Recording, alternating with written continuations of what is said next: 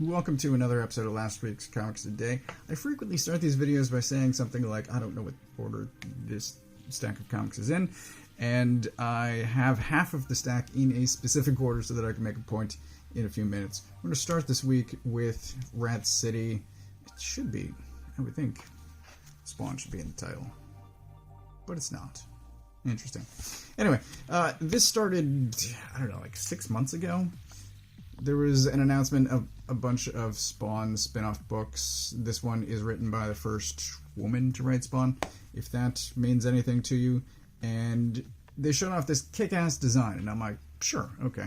It's kind of a, I don't know, I'm getting a Spider-Man 2099 vibe from Spawn. Sure, I'll try it. Spawn makes me just curious enough that I will check it out. Sort of like McDonald's every couple of years. So, Rat City, right? This is the, I think, only Spawn title that I've been interested in years, and it's not good. It's not good.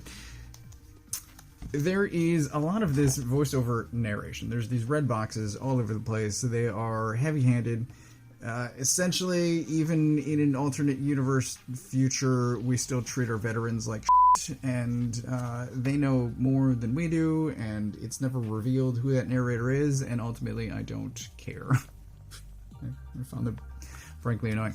But we get this long intro to this guy here, and he's in an explosion. He loses his legs, he gets his robot legs, there's a corporation, it's almost a little bit cyber-forcey, but there's this corporation that gives him these new robot legs, and then for some reason kicks him out of the program, and I guess that will probably be explained later, except I'm not going to be reading it because I don't care. So, there's this moment here, too, where it references something that Al did, and it really could have used an editor note, because to assume I've read 350 issues and know what the f*** you're talking about, no, I do not. So, I don't know. It's not doing itself any favors.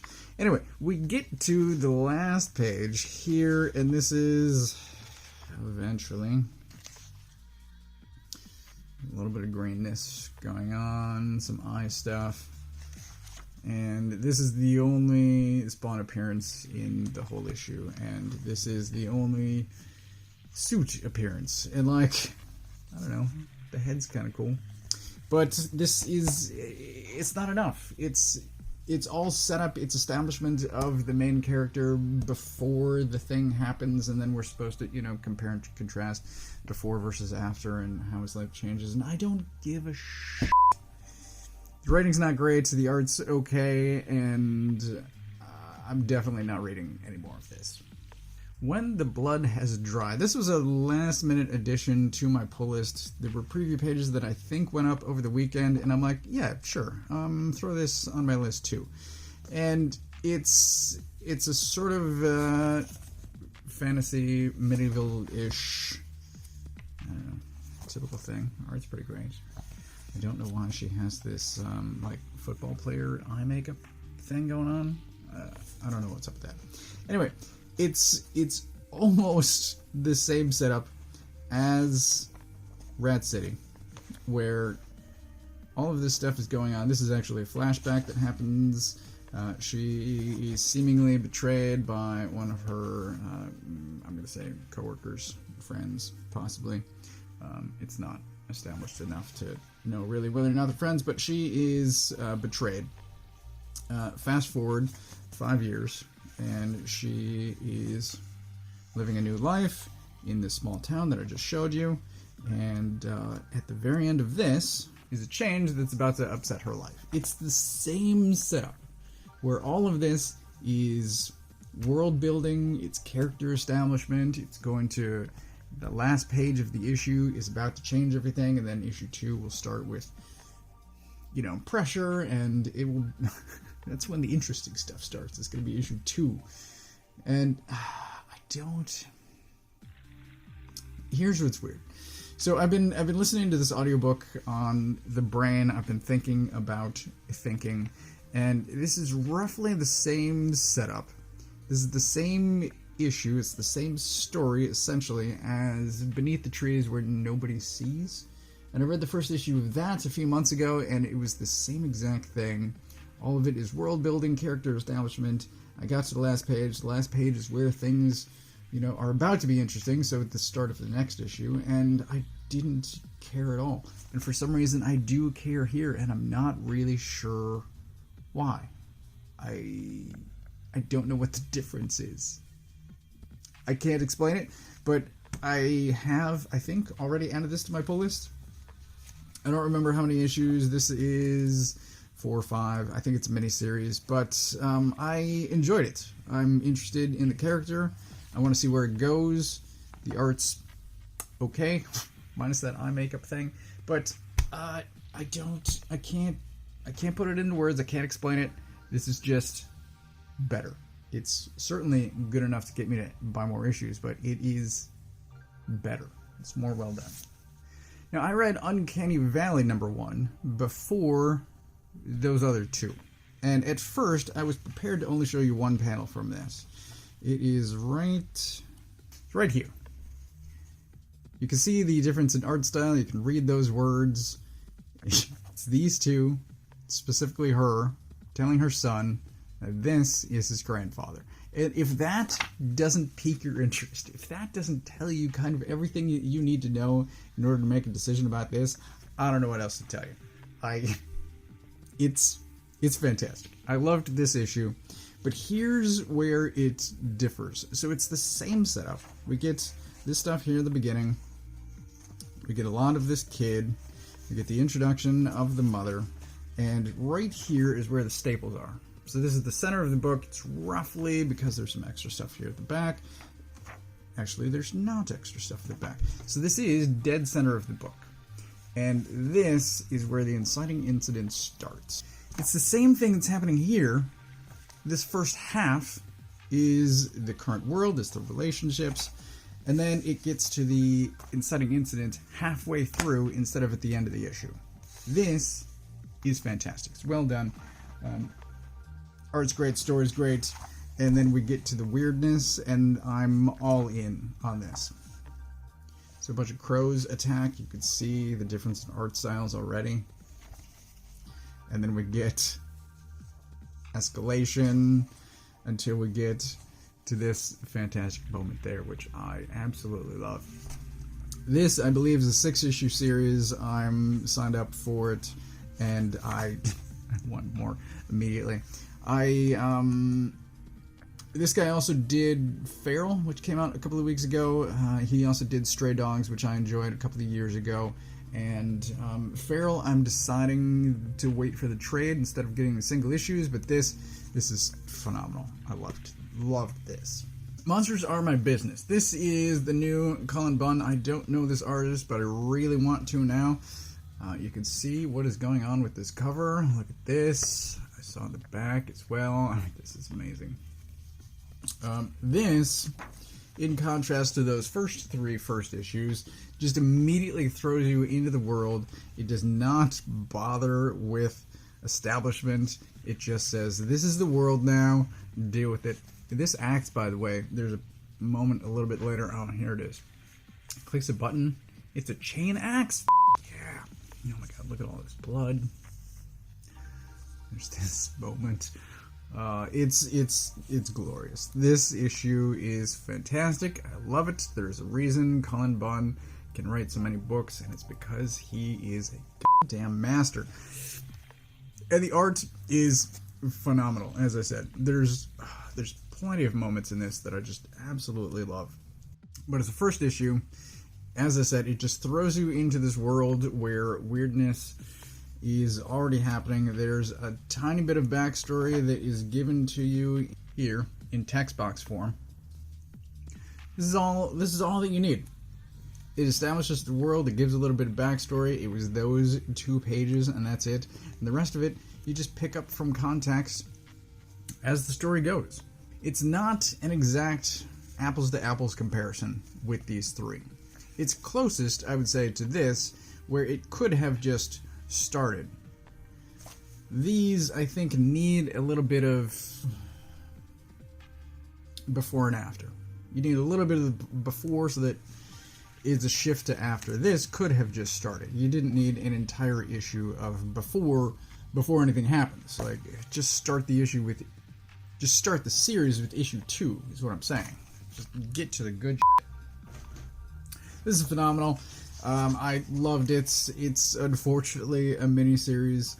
I would, once again, love for this series to continue. I feel like I'm saying that a lot lately, but these mini-series are really good. I wish they would go longer. But this is getting added to my pull list as well. Phantom Road, issue 10, and I maybe should have known. I wasn't paying attention to the issue numbers. But this series has been humming along, and it's a great issue. Everything is moving.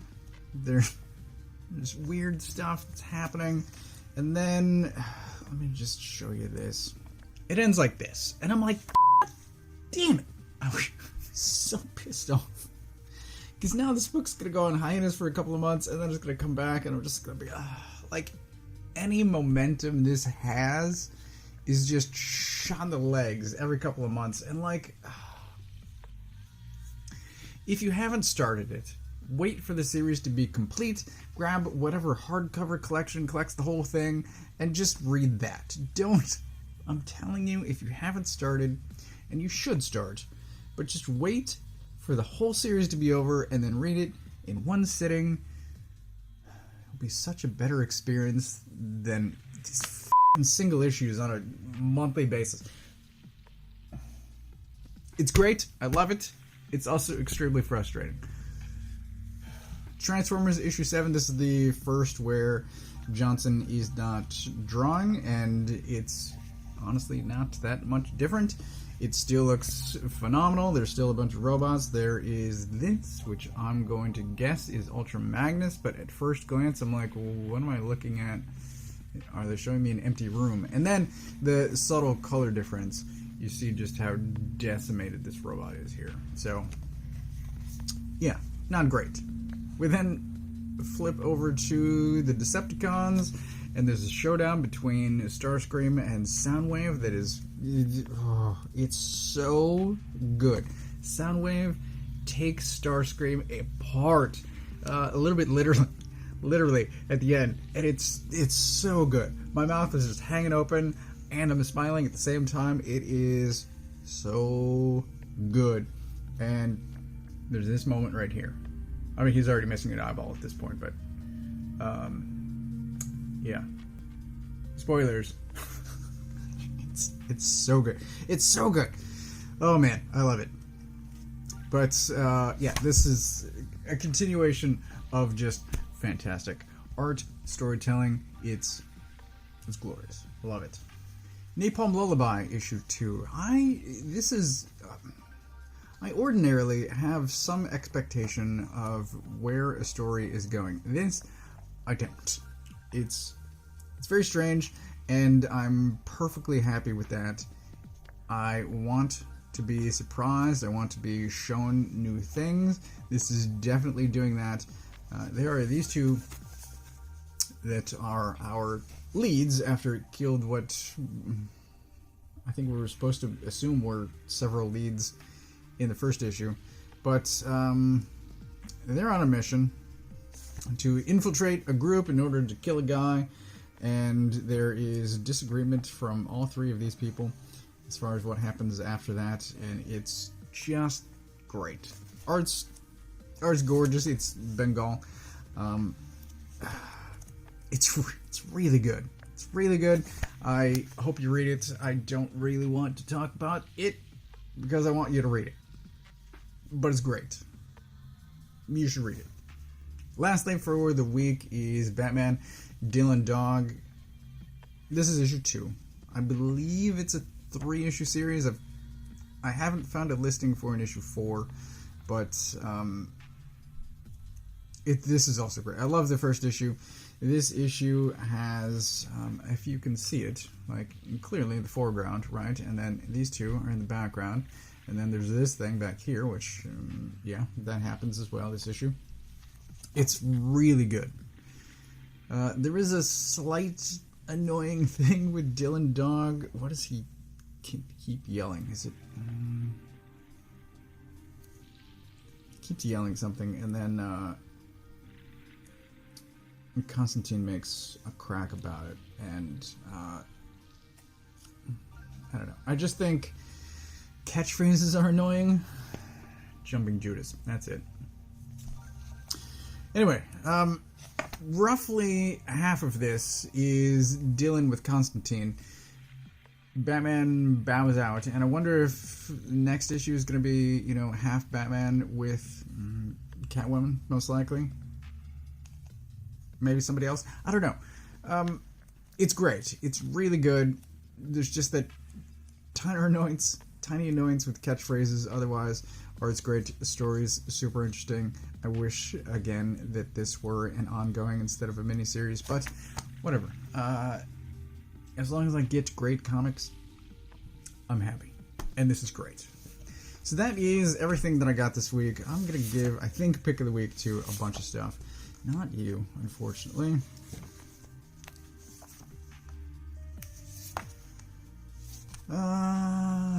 Yeah, I'm going to give Pick of the Week to 5 books this week. Uncanny Valley, Monsters, Transformers, Napalm Lullaby, and Batman Dylan Dog. All of these are great. Specifically, I want to highlight these 2 first issues because I think first issues are important. These 2 are great. I think this is a 4-issue and a 6-issue series. So, I highly recommend checking both of these out, but really all of this stuff. So that is everything that I got this week. As always, I get my books from a local comic shop. You can use this URL to find the one closest to you. Thanks for watching.